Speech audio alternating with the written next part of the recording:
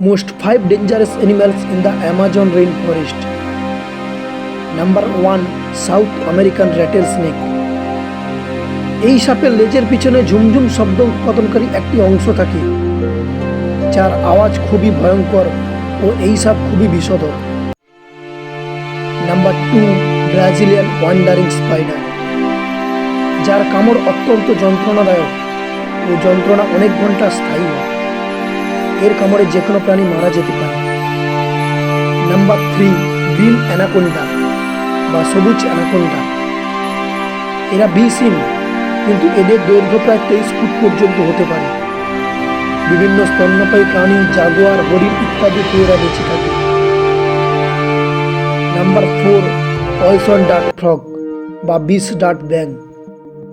এদের বিষ এতটাই মারাত্মক যে এদের প্রাণঘাতী ব্যাঙ বলা হয়ে থাকে। নাম্বার 5. দ্য বুলেট অ্যান্ট বা গুলি পিঁপড়া।